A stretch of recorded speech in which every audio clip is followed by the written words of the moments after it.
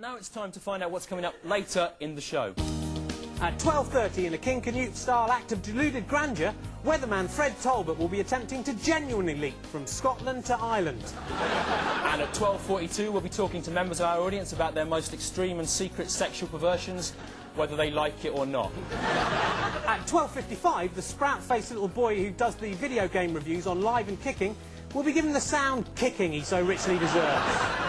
True, like that one. And at 12:59, Saddam Hussein will be dropping a vial of anthrax in the heart of London, and you'll be able to watch us and our audience die slow and agonising deaths before Around Westminster comes on at 1 o'clock. Well, This Morning with Richard Not Judy is very much your show. It belongs to you. That's right, and to prove it, we're going to make one of you in our audience the king of the show. Like it, good. Yeah. And in a poorly thought-out satire of the royal family, the king or queen will have many unfair privileges. First and foremost, you'll be pampered by our two nubile slaves, Trevor and Natalie. Trevor and Natalie, running down the stairs. Here they come. Trevor and Natalie. They're easy on the eye. Hello, Trevor and Natalie. Rich, they can't answer you. We can't afford to pay extras that speak, right? That's a shame. There you go. They're very nice-looking youngsters, aren't they? Wow. I've given them their big break on TV in the hope they'll be grateful, if you know what I mean.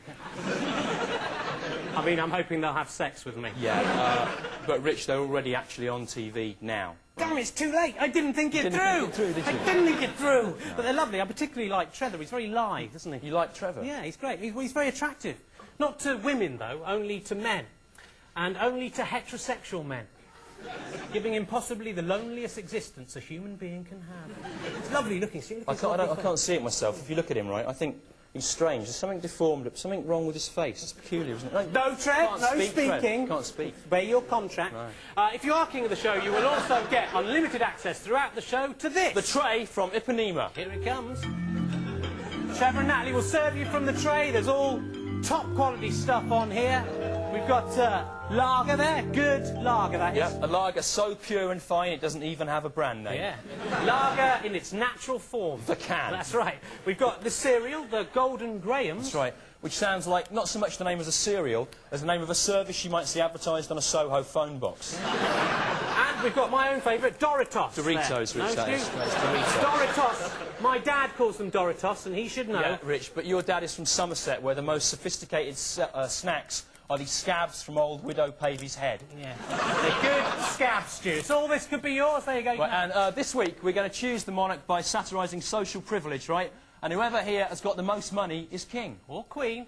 Before they came in, we did a spot check, and our richest audience member is, Natalie? It is Ricky Price. Crown her. And Ricky Price there. Standing up, making the long journey down the ceremonial steps that so many kings have made before. Some in sadness, some in happiness, sitting the crown, the cloak of ermine around her like an ermine cloak, the crown.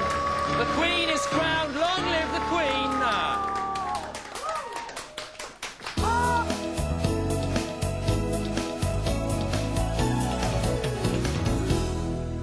Queen Ricky, how's it feel? Fantastic. Fantastic. A little bit nervous. How much money did you have on you? 65 quid. 65 quid? Are you a cocaine dealer? Not yet. Say that.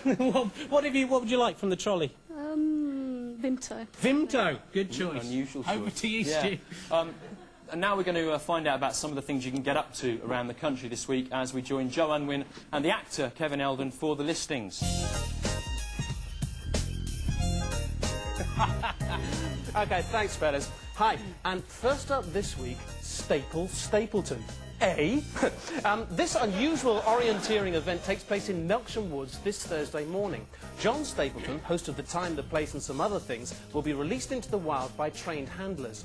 After giving him 15 minutes to escape, members of the public, armed with office staplers, will set off in pursuit of the thin man and attempt to staple him so hard that the staple is stapled into his skin by the stapler. Now, the staple may be stapled anywhere onto Stapleton by the stapler, but in order to collect your prize, both prongs of the staple must have been stapled into Stapleton's body or face.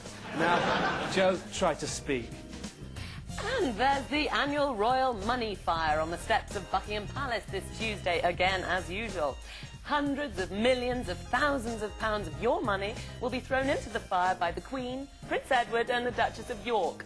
who'll then dance around laughing to the accompaniment of a live performance by veteran harmonica player and weakling Larry Adler, a favourite of the Duke of Edinburgh. This event, steeped in tradition and history, starts at 1 p.m. and is expected to last for 9 minutes. Hey, she ain't nothing but a frog lady. And that's all the events for this week. Yeah. Hey, fellas, I was just thinking, it's a shame old Tony Blair's isn't involved in that stapling event, you know, 'cause there's a couple of points I wouldn't mind stapling him down on. What do you mean, sorry? Well, there's a couple of policies of his I wouldn't mind, you know, nailing him down on. Well, which is it, nail or staple? What are you talking about? Yeah, are you saying you want to put a staple into Tony Blair? I don't see what you mean. I'll leave it, for God's sake.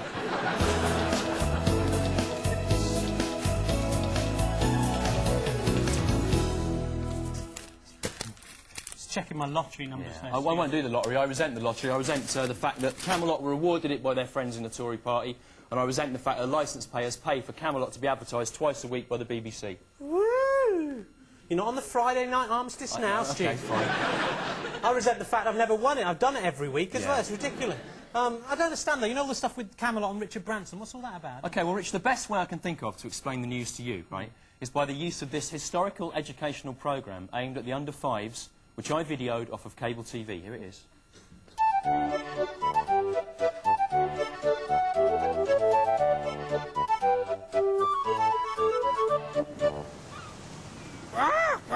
Splice the main brace! Hello, children, it's me, Histor, Sky TV's magic one-eyed pirate history crow. And welcome to Histor's Eye. Garr, garr. And this is my numbskull assistant, Pliny.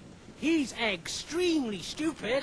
Egg, he said egg! Garr, Pliny, what on earth are you doing with that knife? I am slicing the main brace, Histor, like you asked. Ah, you numbskull, I said splicing, not slicing. Sorry, Histor, I thought you said slicing. Well, I didn't, clearly, I said splicing.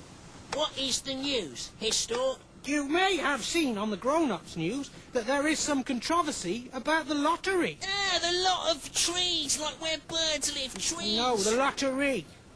Oh, what is the lot of trees, Histor? Why do we have it? To find that out, we have to employ my magical skills to fly back in time. As the crow flies.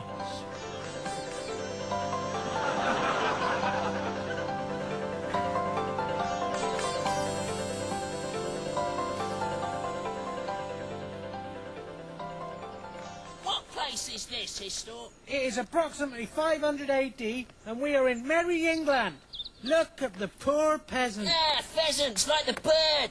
Oh, hello, Histor. I'm a nameless peasant. Peasant? My life is so hard. If only there was some way to help me. Who is that man coming there, Histor, in all his finery? Hello there, Histor. It is me, King Arthur. And there is the castle that I live in, Camelot PLC. My problem is that the castle is falling down, and I don't want to spend any of my own money to repair it. I don't know what to do. Perhaps you two can help solve each other's problems. That's it. Yes, I shall set up a national lottery. If 1 million peasants all put in 1 groat, then we can give 500,000 groats to the winner, 250,000 to repair the castle, and the rest can go to organisational costs, etc. Etc. Let's see if King Arthur's scheme was a success. A sucked egg? Thank you, Histor. I won the lottery and am saved from penury. I bought myself fine clothes and my own castle, although admittedly my poor upbringing has caused me to decorate it quite tackily. Hurrah for Camelot PLC! The lottery will only be fair if it remains in their hands. In their hands? But Histor, who's that skulking in the bushes? That is the evil revolutionary Robin Hood. Or to give him his real name, Richard Branson. He plans to steal the money from the lottery that is due to good King Arthur and Camelot PLC and give it to the poor. Well, isn't that a good thing, Histor? Of course not! Because if the poor had money, then that would spoil the fun of them playing the lottery every week, which is all they have to live for.